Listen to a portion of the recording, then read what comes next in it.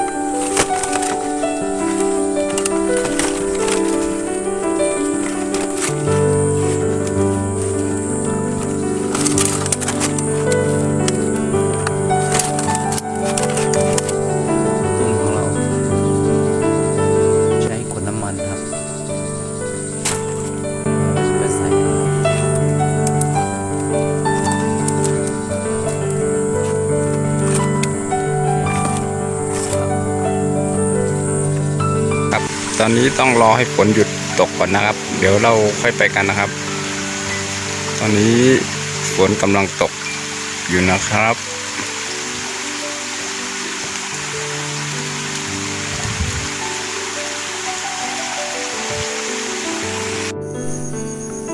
ครับตรงนี้ครับเราจะมาใส่ตรงนี้อีกหลังนึงนะครับ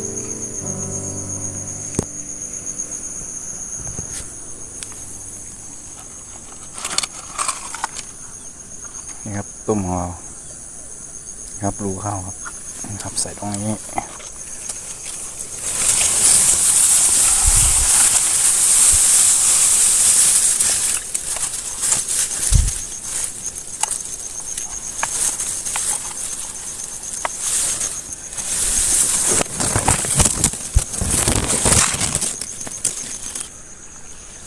ครับ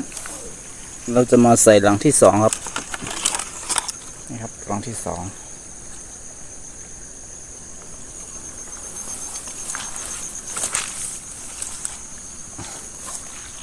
เข้าไปในน้ำครับ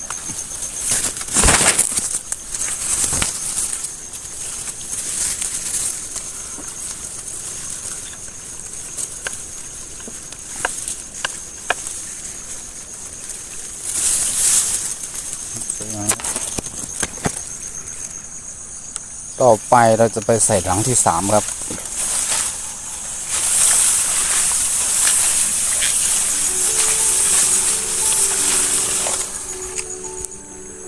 นี่ครับหลังที่3ใส่ตรงนี้ครับ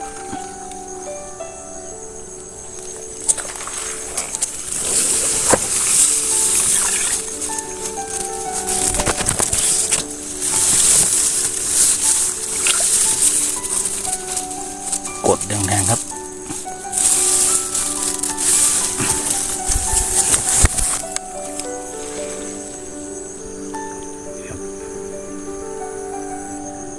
เราจะมาใส่หลังที่4ครับทั้งหมดเรามี6หลังนะครับ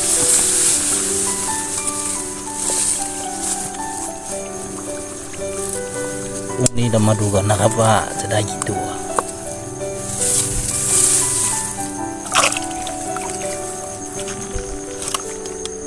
ไปครับไปเช็คดุ้มกันเดี๋ยววันนี้จะมาถ่ายตอนไปเช็คนะครับว่าปลาไหลจะเข้าไหม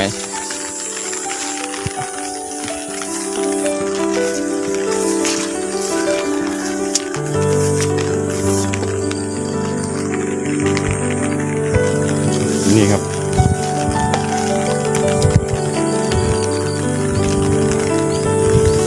เช็คดูนะครับว่าจะเข้านะ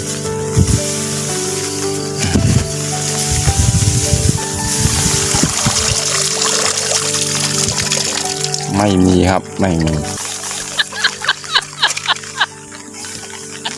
ครับไม่มีครับไม่เข้าไปต่อครับไปดูต่ออีกหลังหนึ่งครับ ปลาไม่มีนะครับมันไม่เข้าครับมาดูหลังนี้ครับ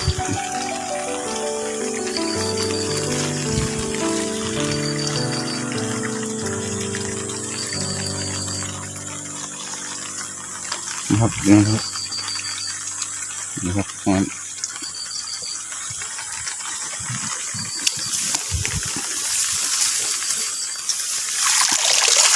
โอ้เข้าครับนี่ครับ2 ตัวมีครับ2 ตัวครับจะวางไว้ตรงนี้ก่อนครับไปต่อครับไปดูอีกหลังที่3ครับ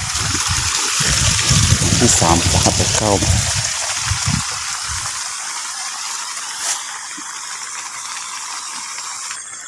นี่ครับหลังที่3จะมายกดูนะครับว่าจะมีปลาเข้าไหม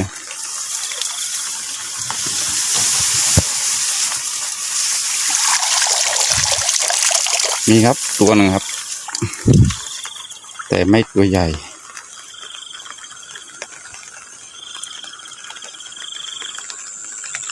ครับเลยไปดูมาข้างใน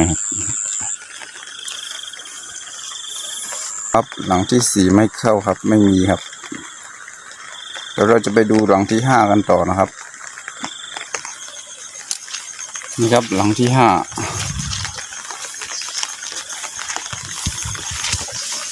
ดูตรงนี้ครับไม่มีครับไม่ได้สักตัวครับหลังที่5จะไปดูหลังที่6ครับทั้งหมดจะมีอยู่6 หลังครับ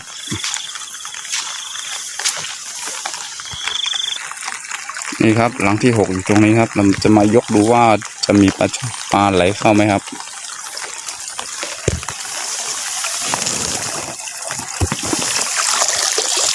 โอ้เข้าครับเข้าเยอะมากครับตรงนี้นะครับประมาณ3 ตัวนะครับนี่ครับโอ้ตรงนี้เข้าเยอะนะครับ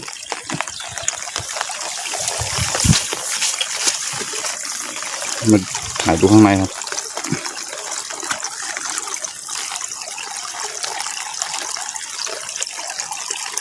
นี่ครับปลาไหลครับ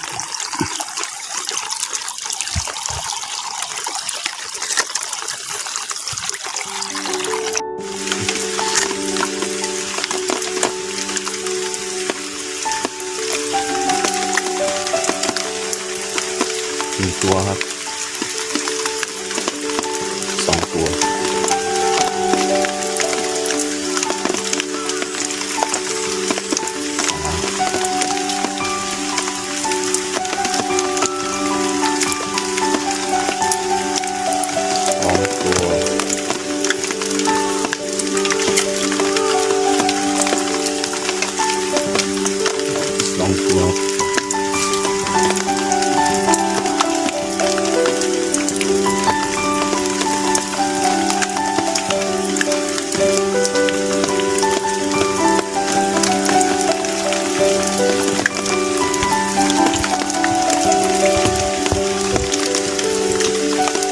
ไม่มีตัว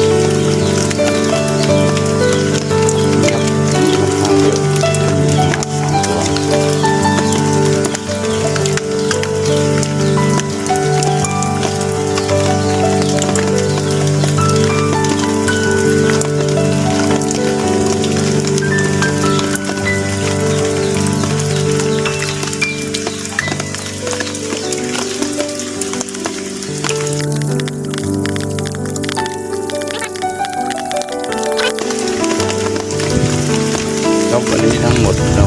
ได้อยู่5 ตัวครับมี6 หลัง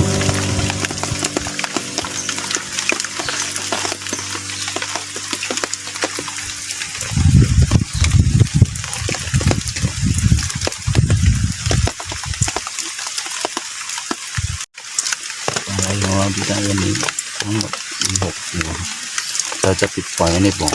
2 3 4